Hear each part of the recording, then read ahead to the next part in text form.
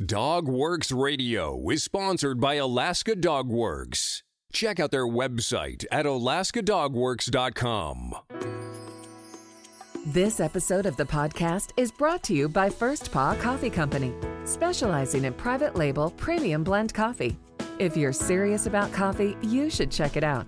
First Paw Coffee's passion is high-quality, small batch roasted coffee. They take the extra time to taste and get everything perfect before they release new blends.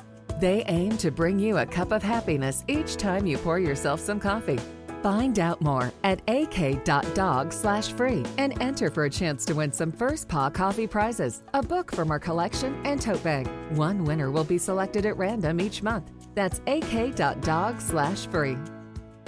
What are the 4 critical periods and how do they affect my dog's physical and mental growth?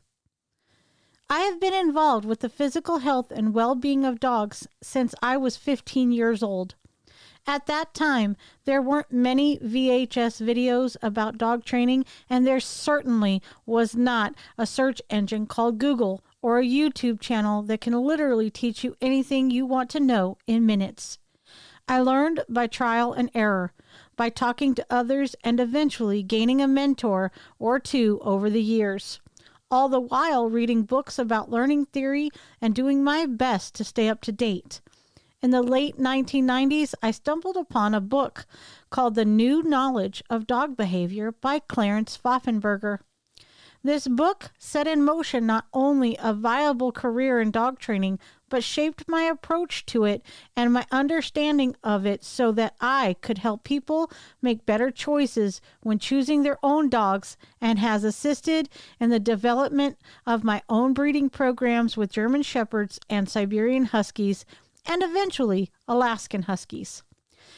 If you are a canine enthusiast, dog trainer, dog breeder, or just someone interested in how dogs learn, then this is the program for you.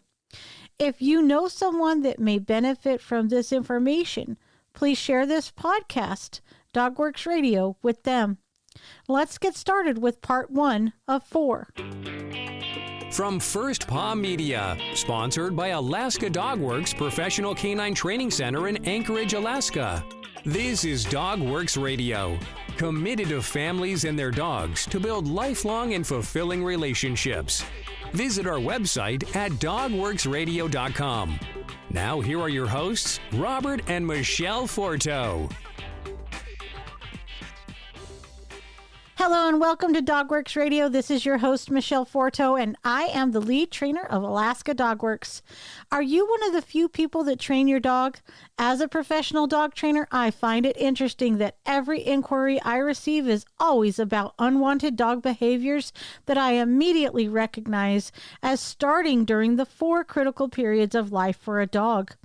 If only the breeder, whether a professional or an amateur, had just taken the time to learn about canine development and behavior and had then incorporated it into their breeding program, even if it was just a one-time breeding or accidental, then the dogs they are producing would actually gain a better start in life that would stick with them far into adulthood, thus producing a well-rounded, adjusted pup that owners would be highly unlikely to be wary of and ready to give up on. I often do breed referrals for people looking for the right dog for their family, and I am the one who chooses your pup for our lead dog service dog program. Over the past 2 decades, I have trained several hundred dogs. In fact, I average about 250 new dogs every year. That's a lot of dogs. I have bred my own litters and trained each and every one of them up to the age of 12 weeks, but I have also trained many of them into adulthood. I have trained many other puppies and rescues, and I have seen many mistakes made by breeders, pet stores, shelters, fosters, and even the new owners themselves. Puppies have 4 critical periods of life. This is part 1. I hope you tune in next week for part 2. Again, I have used the information I am sharing for years in raising puppies and preparing them for life.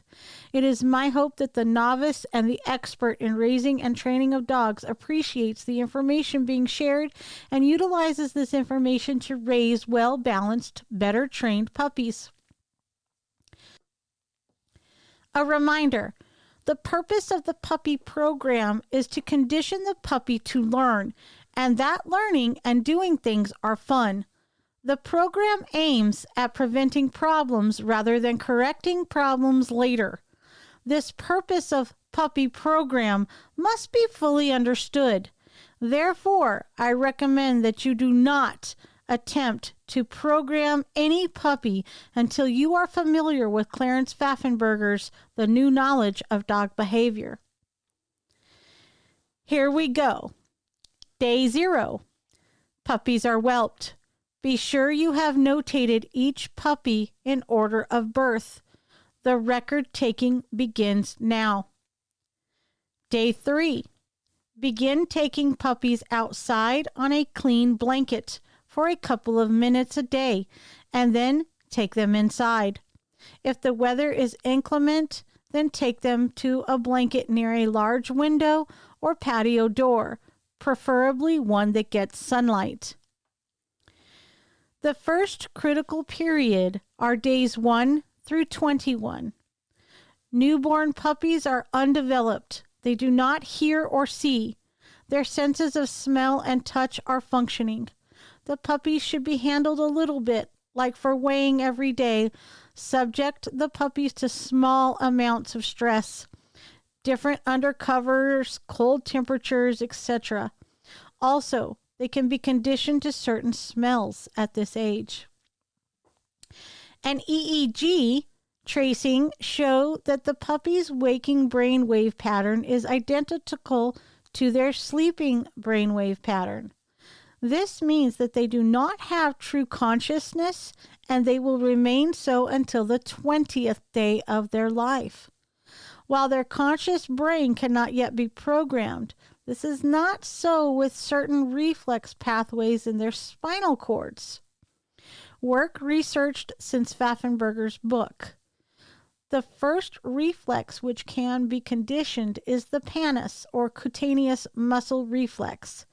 Conditioning of this reflex so that it becomes abolished or inactive or non-responsive to human touch begins its critical period at day 14 and finishes at day 28. We call this the critical period of touch conditioning. Cutaneous muscle under the skin all over the body will twitch, a startle response, when skin is touched throughout life by human beings of whichever sex that do not take part in touch conditioning. In adult dogs over 4 months of age, we see this as a dog which will not stand still and be willingly touched or examined by any men or by any women, whichever it lacked in its conditioning in this period of 14 to 28 days. This is the dog or bitch which has to be shown only under female judges or won't let a man touch him or her. No type of later training will reliably bring a touch-shy dog out of this too frequently seen behavior fault. So do not fail to program your puppies for both male and female touch. This is imperative for pets, show trials, guides, police, etc. Let me say something here. From a dog training standpoint, the lack of a human being, whether it be a male or a female, touching the dog at this critical period shows later on in life as the dog being fearful of that particular sex of a person. They will appear to have been harmed by someone of that sex when that may actually be the lack of exposure to a male or a female person. Remember to take the puppies outside on a clean blanket for a couple of minutes each day. Day 9 through 12. Their eyes open during this period, but puppies cannot focus, nor is there any conscious awareness of anything seen. Day 11 through 13. The ear canals begin to open for function, but are not hooked up for conscious interpretation of sounds. No sound conditioning is possible until day 23. I'm going to take a short break here. When we get back, we will continue the 4 critical periods, part 1. So earlier you learned about First Paw Coffee Company, and now I'm going to tell you about its Tail Wagger Blend. First Paw Coffee Company's Tail Wagger Blend is their first offering, and its name and label were crowdsourced from their Facebook fans. How cool is that? The Tail Wagger Blend is a private label premium blend that was developed just for them. It is a medium roast from Colombian beans with tastes of Brazil nuts, grapefruit, and oak. Be sure to go to ak.dog/free and enter to win a bunch of cool prizes. That's ak.dog/free. Okay, we're up to day 14. The puppy is 2 weeks old. This is when you begin touch conditioning. This is done by having a man and a woman each handle each puppy for 2 to 3 minutes twice a day.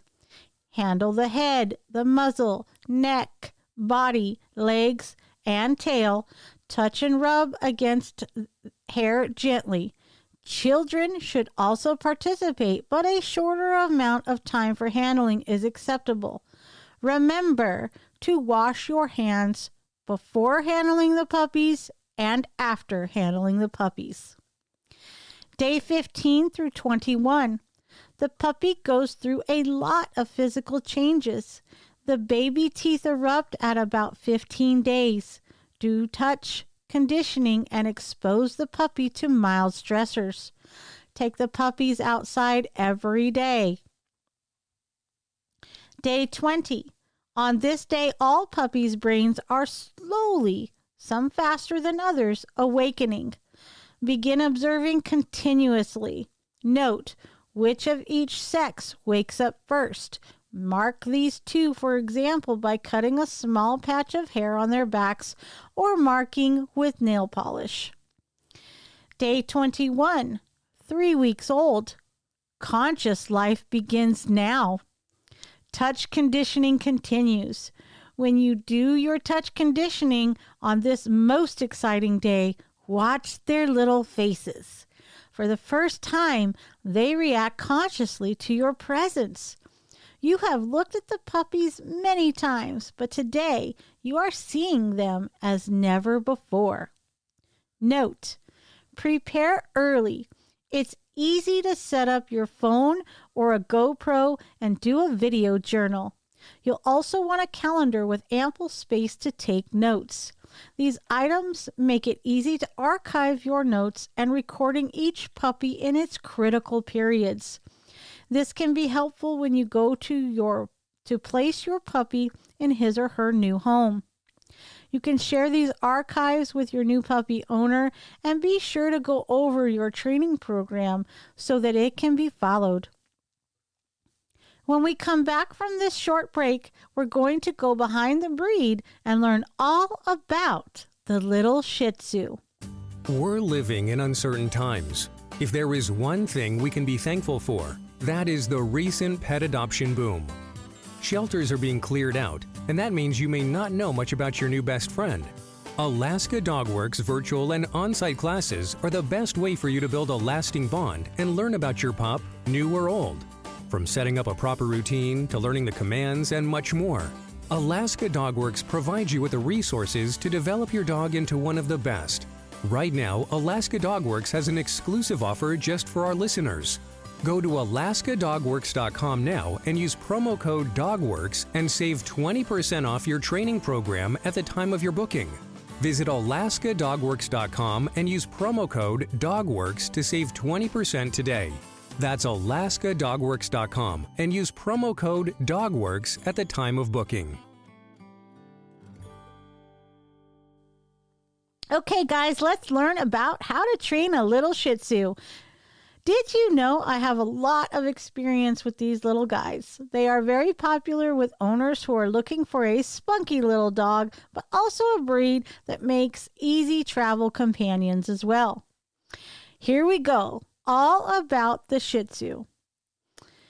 Shih Tzu, which is spelled SHIH space capital TZU, is actually pronounced in the West as Shih Tzu.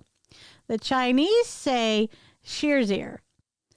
Weighing between 9 to 16 pounds and standing between 8 and 11 inches. They are surprisingly solid for their size. The coat, which comes in many colors, is worth the time you will put into it. Few dogs are as beautiful as a well-groomed Shih Tzu. Being cute is a way of life for this lively little charmer. The Shih Tzu is known to be especially affectionate with children. As a small dog bred to spend most of their day inside royal palaces, they make a great pet if you live in an apartment or lack a big backyard. Some dogs live to dig holes and chase cats, but a Shih Tzu's idea of fun is sitting in your lap, acting adorable as you try to watch TV. The Shih Tzu's temperament is affectionate, playful, and outgoing. The AKC breed popularity ranks a Shih Tzu 20th out of 195 breeds. The height for them is 9 to 10.5 inches, and they weigh between 9 and 16 pounds. Their life expectancy is between 10 to 18 years. So if you're considering getting a Shih Tzu, you're going to be involved with a companion for a long period of time. They are in the toy group of the American Kennel Club. The history of the Shih Tzu. When you own a Shih Tzu, you own a little bit of Chinese history. Imperial breeders in the palace of the Chinese emperor developed the Shih Tzu, meaning lion dog, centuries ago from Tibetan breeding stock. The breed is most likely the product of crosses of two even older Sino-Tibetan breeds, the Lapso-Apso and the Pekingese. For hundreds of years, Shih Tzu lived the life of royal lap warmers and were pampered by emperors and their families. It is said emperors would give valuable gifts to breeders of Shih Tzu who produced the most beautiful and affectionate dogs. The breed remained hidden behind palace walls, virtually unknown to the outside world until the 1930s.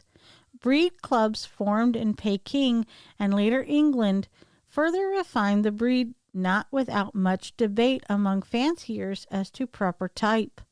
The Shih Tzu entered the AKC stud book in 1969.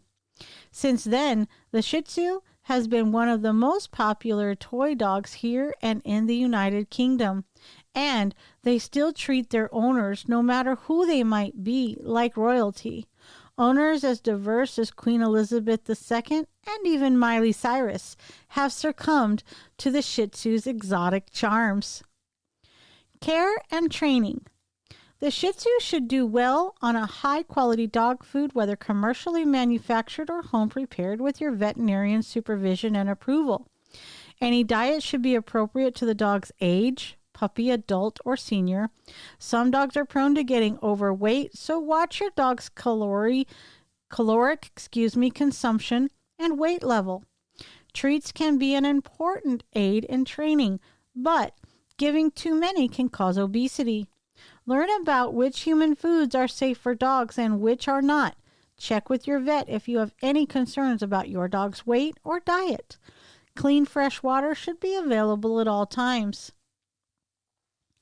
A Shih Tzu with a long coat requires daily brushing. Use a good quality wire brush with flexible pins and layer the hair to be sure you reach to the skin. A bath about every 3 or 4 weeks will help to keep the coat clean and at its best. Remember to comb the mustache and the top knot daily and gently clean the corner of the eyes with a damp cloth. To protect the Shih Tzu's eyes from being irritated, the hair on the top of the head should be trimmed short or tied up into a top knot. If you don't want to have to spend time on your dog's coat, the Shih Tzu can look adorable when clipped into a puppy trim by a professional groomer. Trimming nails and cleaning ears should be part of the Shih Tzu's grooming routine. The Shih Tzu was bred to be a house companion. As such, they require minimal exercise. Short daily walks with their owner and indoor playmate will satisfy the activity needs of this small, short-legged companion. Training a Shih Tzu can be both an amusing and a frustrating experience. The breed tends to charm his owner into letting him have his own way, which can result in a chubby, less than completely housebroken pet who is difficult to groom. Because Shih Tzu are such people dogs, training methods based on praise and reward works best. Harsh correction should not be used with this breed. Introduce desired new behaviors a bit at a time. Be firm and never give in while the dog is misbehaving. If he nips or jumps up on you, ignore him until he settles down, then praise him. Early socialization and puppy training classes are recommended and help to ensure that the Shih Tzu grows into a well-adjusted, well-mannered companion. When enrolling in a puppy class, be sure that the training methods used in the class are based on positive reinforcement. If you'd like to learn more about how to train your Shih Tzu to be one of the best trained dogs, visit our website, alaskadogworks.com, to learn more. And as always, follow us on our social channels. Just search Dogworks Radio. See you next time.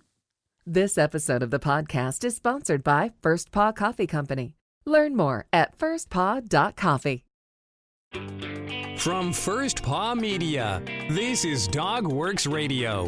We hope you enjoyed this podcast, and we invite you to subscribe in Apple Podcasts, Spotify, Stitcher, or wherever you get your podcasts. You'll find a link on the episode notes. You can tap or swipe on the episode cover art, and you'll see some offers from our sponsors. You can support our show by supporting them. If you like what you have heard, we would love it if you could give us a 5-star rating and tell your friends how to subscribe too. Your hosts are Robert and Michele Forto. Our producer is Robert Forto and created for First Paw Media.